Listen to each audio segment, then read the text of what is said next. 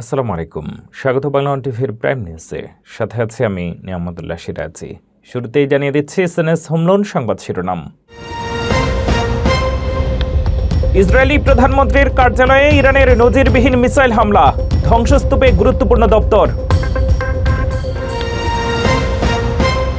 যুক্তরাষ্ট্রে বড় ধরনের সাইবার হামলার সতর্কতা, টেক্সাস হামলার পর দেশ জুড়ে নজিরবিহীন নিরাপত্তা জোরদার।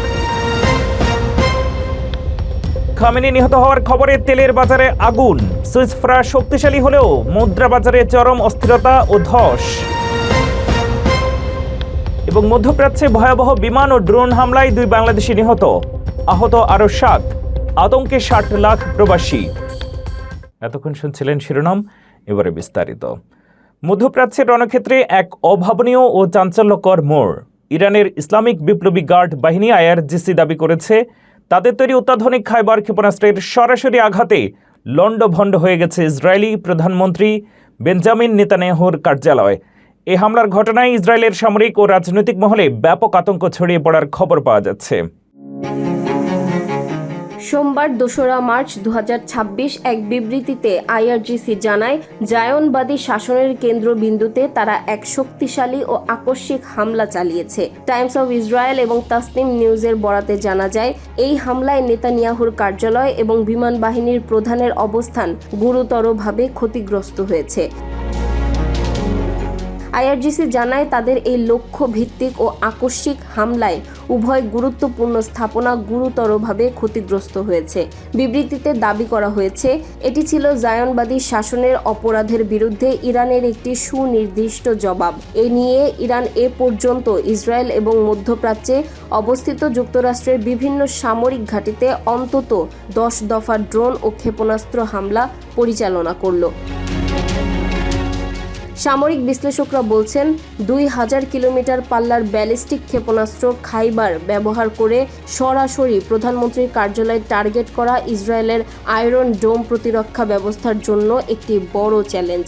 যদি এই ক্ষয়ক্ষতির পরিমাণ সত্য হয়, তবে এটি কয়েক দশকের মধ্যে ইসরায়েলের ওপর হওয়া সবচেয়ে বড় ও সরাসরি আঘাত। এই হামলার ঘটনার পর এখনও ইসরায়েলি সরকারের পক্ষ থেকে আনুষ্ঠানিক কোনো পূর্ণাঙ্গ বিবৃতি আসেনি। তবে পুরো অঞ্চলে এখন চরম উত্তেজনা বিরাজ করছে এবং বিশ্ব শক্তিগুলো একটি বড় ধরনের যুদ্ধের আশঙ্কায় রয়েছে। তেল আভিভ এই হামলার পাল্টা জবাব দিতে কী ধরনের পদক্ষেপ নেয়, এখন সেটিই দেখার বিষয়।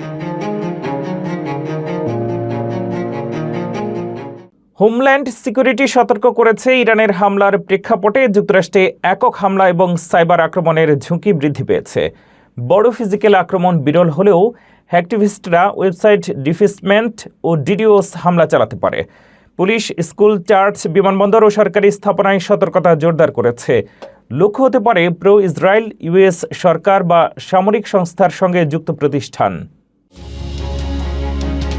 যুক্তরাষ্ট্র ডিপার্টমেন্ট অফ হোমল্যান্ড সিকিউরিটি আইন প্রয়োগ সংক্রান্ত বুলেটিনে সতর্ক করেছে যে ইরানে চলমান বিমান হামলার প্রেক্ষাপটে দেশ জুড়ে একক হামলা এবং সাইবার আক্রমণের সম্ভাবনা রয়েছে। বুলেটিনে বলা হয়েছে, যদিও বড় ধরনের শারীরিক হামলার সম্ভাবনা কম, ইরান এবং তার প্রক্সিগুলো যুক্তরাষ্ট্রের লক্ষ্য ভিত্তিক আক্রমণের জন্য একটি ধারাবাহিক হুমকি সৃষ্টি করতে পারে।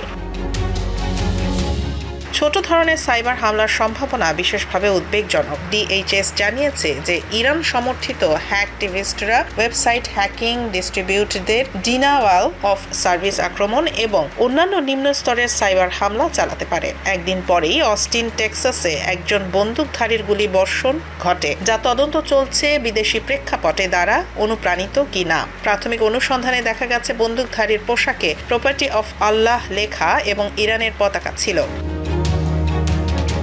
বুলেটিনে আরও বলা হয়েছে যে যুক্তরাষ্ট্রভিত্তিক সহিংস চরমপন্থী বা হেট ক্রাইমকারী ইসরায়েলপন্থী সরকারি বা সামরিক লক্ষ্যবস্তুতে হামলা চালাতে পারে। যদিও একক হামলা বিরল, তবে বর্তমান ভঙ্গুর পরিস্থিতির ঝুঁকি বৃদ্ধি করেছে।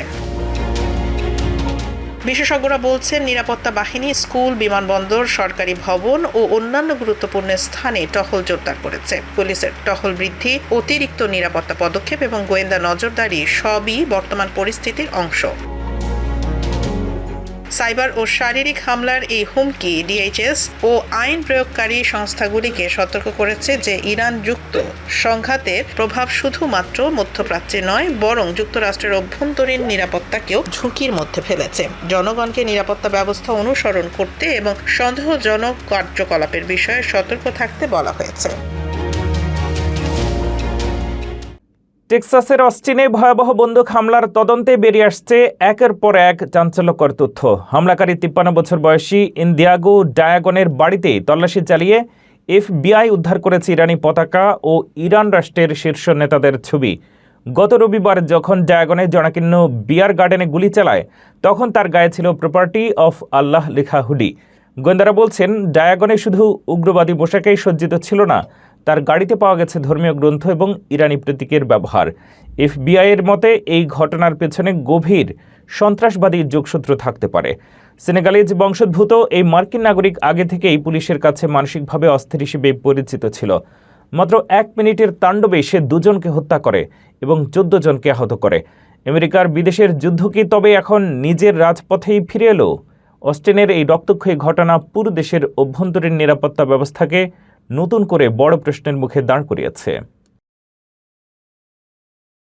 ইরানে মার্কিন ও ইসরায়েলি হামলার জেরে এবার সর্বোচ্চ সতর্ক অবস্থানে নিউ ইয়র্ক পুলিশ NYPD। সোমবার শহর জুড়ে ধর্মীয় উপাসনালয় ও ট্রানজিট হাব সহ গুরুত্বপূর্ণ স্থাপনাগুলোতে নিরাপত্তা জোরদার করা হয়েছে। যদিও নির্দিষ্ট কোনো হুমকির খবর নেই, তবু ইহুদি ধর্মাবলম্বীদের পুরিম উৎসবকে কেন্দ্র করে বাড়তি সতর্কতা অবলম্বন করছে প্রশাসন। শহরের রাজপথে এখন টানটান উত্তেজনা। সোমবার সন্ধ্যায় টাইমস স্কোয়ারে ইরানের মুক্তি এবং কলম্বাস সার্কেলে যুদ্ধবন্ধের দাবিতে 2টি ভিন্নমুখী বড় সমাবেশের ডাক দেওয়া হয়েছে। এর আগে সপ্তাহান্তেও টাইমস স্কোয়ারে যুদ্ধবিরতি কর্মীদের বিশাল জমায়েতে দেখা গেছে। পাল্টাপাল্টি এই বিক্ষোভকে কেন্দ্র করে যে কোনো ধরনের অপ্রীতিকর পরিস্থিতি এড়াতে মেয়র অফিস এবং পুলিশ নিয়মিত সমন্বয় বজায় রাখছে। NYPD জানিয়েছে, প্রতিটি নাগরিকের নিরাপত্তা নিশ্চিত করাই তাদের মূল লক্ষ্য। একদিকে মধ্যপ্রাচ্যের সংঘাত, অন্যদিকে ঘরের মাঠে তীব্র প্রতিবাদ। সব মিলিয়ে নিউ ইয়র্ক এখন এক অগ্নিগর্ভ পরিস্থিতির সাক্ষী হচ্ছে। জনগণকে শান্ত থাকতে এবং নিরাপত্তার খাতিরে পুলিশের নির্দেশনা মেনে চলার আহ্বান জানানো হয়েছে। মধ্যপ্রাচ্যের যুদ্ধ পরিস্থিতিতে এবার সরাসরি ইরানের পাশে দাঁড়ালো পরাশক্তি চীন। সোমবার এক জরুরি ফোন আলাপে চীনের পররাষ্ট্রমন্ত্রী ওয়াং ই তেহরানকে আশ্বস্ত করেছেন যে যুক্তরাষ্ট্র ও ইসরায়েলের হামলার বিরুদ্ধে আত্মরক্ষার লড়াইয়ে বেইজিং তাদের পাশে আছে। ওয়াং ই স্পষ্ট জানিয়েছেন, ইরানের সার্বভৌমত্ব, নিরাপত্তা ও জাতীয় মর্যাদা রক্ষায় চীনের পূর্ণ সমর্থন রয়েছে। শনিবার থেকে শুরু হওয়া মার্কিন ও ইসরায়েলি হামলায় ইরানের শত শত মানুষ নিহত হওয়ার পর তেহরানও পাল্টা ড্রোন ও ক্ষেপণাস্ত্র হামলা চালিয়েছে। চীন এই সামরিক অভিযানকে জাতিসংঘ সনদের লঙ্ঘন বলে অভিহিত করে অবিলম্বে যুদ্ধবন্ধের আহ্বান জানিয়েছে। ওমান ও ফ্রান্সের পররাষ্ট্রমন্ত্রীদের সাথে আলাপকালে ওয়াং ই সতর্ক করেন যে বিশ্ব এখন জঙ্গলের আইনে ফিরে যাওয়ার ঝুঁকিতে রয়েছে, যেখানে শক্তিধর রাষ্ট্রগুলো ইচ্ছেমতো অন্যের উপরে হামলা চালাচ্ছে। এদিকে মার্কিন প্রেসিডেন্ট ডোনাল্ড ট্রাম্প জানিয়েছেন, এই যুদ্ধ কয়েক সপ্তাহ স্থায়ী হতে পারে। অন্যদিকে চীন শান্তি ও ন্যায় বিচার প্রতিষ্ঠায় জাতিসংঘ নিরাপত্তা পরিষদে গঠনমূলক ভূমিকা রাখার প্রতিশ্রুতি দিয়েছে। উত্তাল এই ভূ রাজনীতিতে চীনের এই অবস্থান সংঘাতের মোড় কোন দিকে ঘোরায়, এখন সেটাই দেখার বিষয়।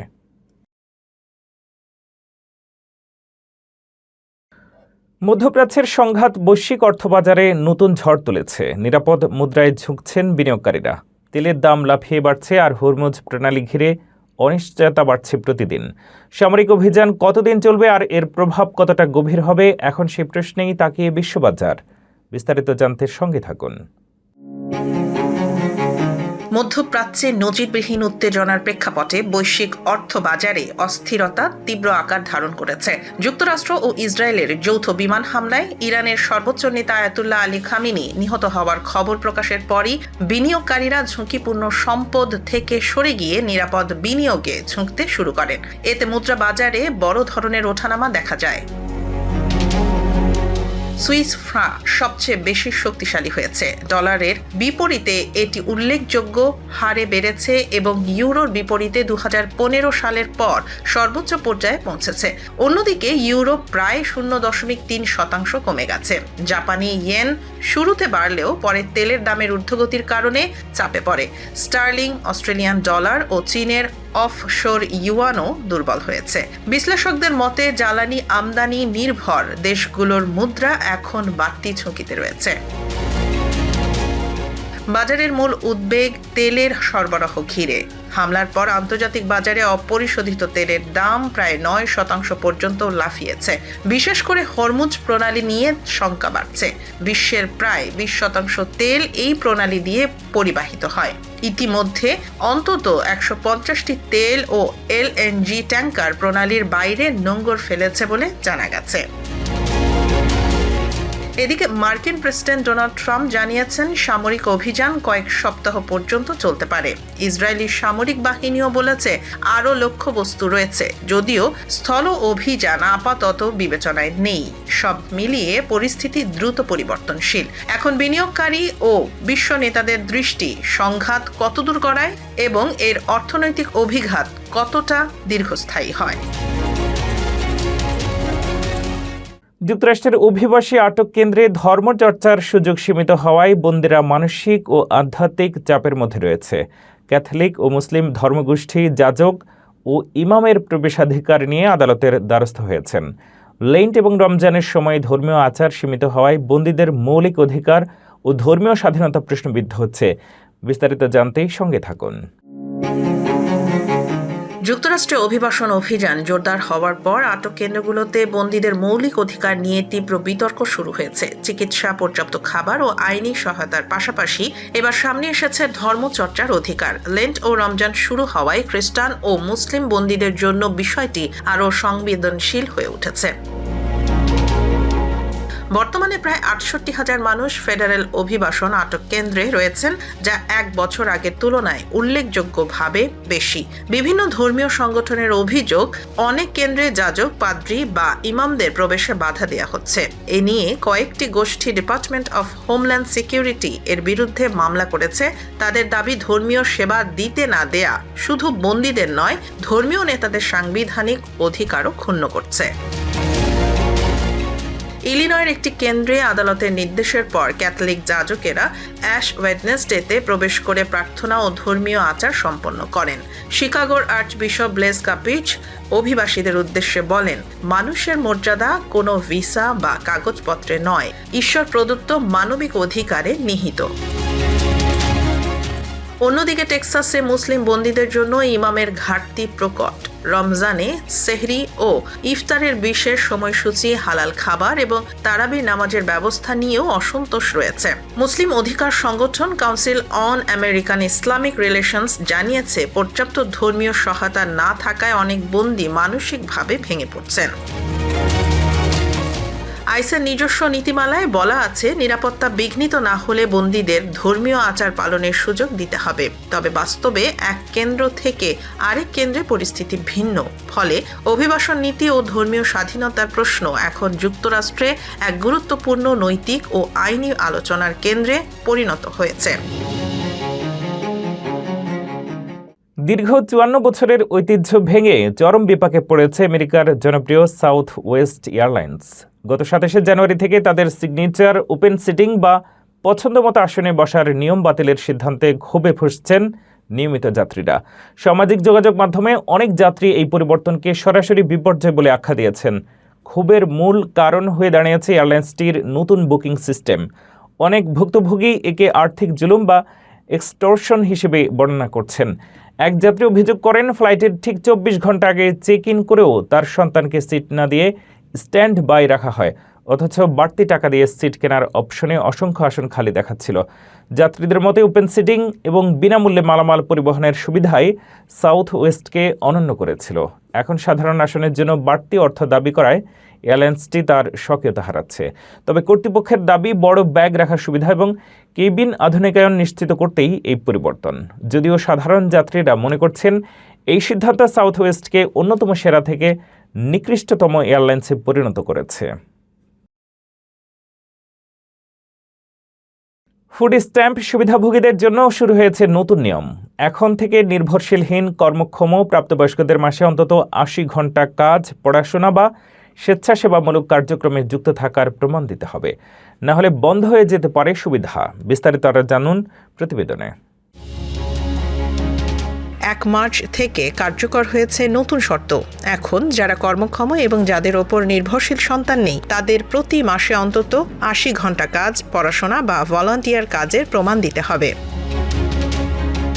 নিউ ইয়র্ক সিটির হিউম্যান রিসোর্সেস অ্যাডমিনিস্ট্রেশন জানিয়েছে প্রায় ১,২৩,০০০ মানুষ সরাসরি এই নিয়মের আওতায় পড়ছেন। নতুন আবেদন ও রিনিউয়ের সঙ্গে সংখ্যা আরও বাড়তে পারে। তবে সঙ্গে সঙ্গে কারো সুবিধা বন্ধ করা হবে না। আগামী ৩ বছরের মধ্যে যে কোনো ৩ মাস এই শর্ত পূরণ না করলে তখন সুবিধা বন্ধ হতে পারে।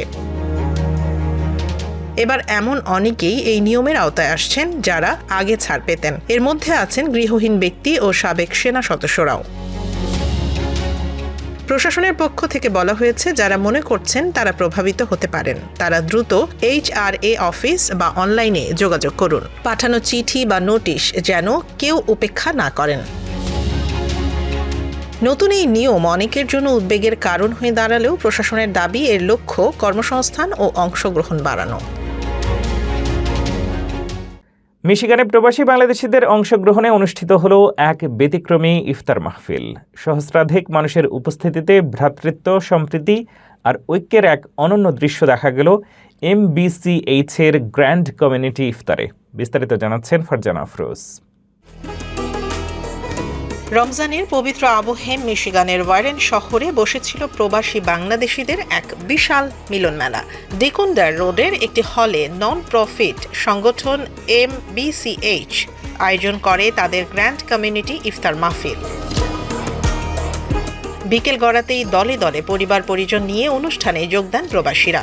আয়োজকদের মতে সহস্রাধিক বাংলাদেশি আমেরিকান নারী পুরুষের উপস্থিতিতে হলরুম পরিণত হয় এক প্রাণবন্ত মিলনস্থলে। অনুষ্ঠানে প্রধান অতিথি হিসেবে বক্তব্য রাখেন মিশিগান রাজ্যের লেফটেন্যান্ট গভর্নর গার্লিন গিলক্রিস্ট। তিনি প্রবাসী বাংলাদেশি কমিউনিটির ঐক্য, সামাজিক সম্পৃক্ততা এবং ইতিবাচক ভূমিকার প্রশংসা করেন। ইফতার মাহফিলে রমজানের তাৎপর্য তুলে ধরে আলোচনা ও দোয়া মাহফিল করেন আইওনা মসজিদের ইমাম মোস্তফা আল তুর্ক। রমজানের ফজিলত ও আত্মশুদ্ধির গুরুত্ব নিয়ে বক্তব্য রাখেন আল ফালাহ মসজিদের ইমাম হাফিজ রায়হান উদ্দিন, আল ইহসান মসজিদের ইমাম ফখরুল ইসলাম, দারুল উলুম মিশিগানের ইমাম তাজ উদ্দিন সহ অন্যান্য ইসলামিক স্কলাররা। এ আয়োজনে রাজ্য সরকারের অফিসিয়াল ডেলিগেটস, স্থানীয় জনপ্রতিনিধি, ব্যবসায়ী এবং কমিউনিটির সামাজিক ও রাজনৈতিক নেতৃবৃন্দ উপস্থিত ছিলেন। গ্র্যান্ড ইফতারের পরিবেশন আরও প্রাণবন্ত করে তোলে রেনেসা কালচারাল গ্রুপ মিশিগানের হৃদয় ছোঁয়া নাশিদ পরিবেশন।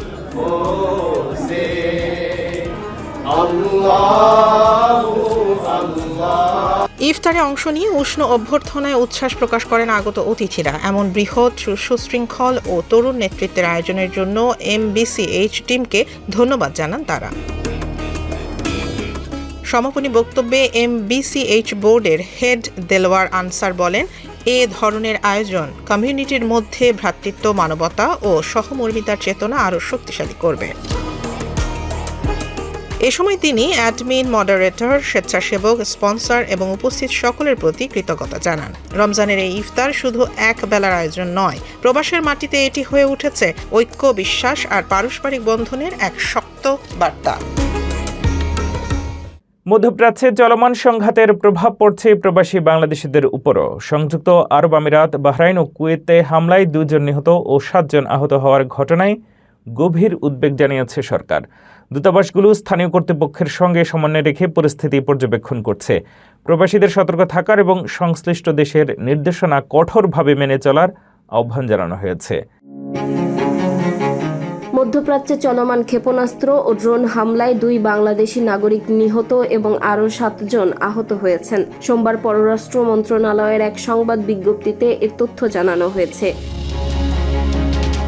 বিজ্ঞপ্তিতে বলা হয়, সংযুক্ত আরব আমিরাতের আজমানে একটি বেসামরিক স্থাপনায় বিমান হামলার পর সৃষ্ট ধ্বংসাবশেষের আঘাতে সিলেটের বড়লেখার বাসিন্দা সালেহ আহমেদ নিহত হন। সেখানে অবস্থিত বাংলাদেশ দূতাবাস স্থানীয় কর্তৃপক্ষের সঙ্গে যোগাযোগ রাখছে।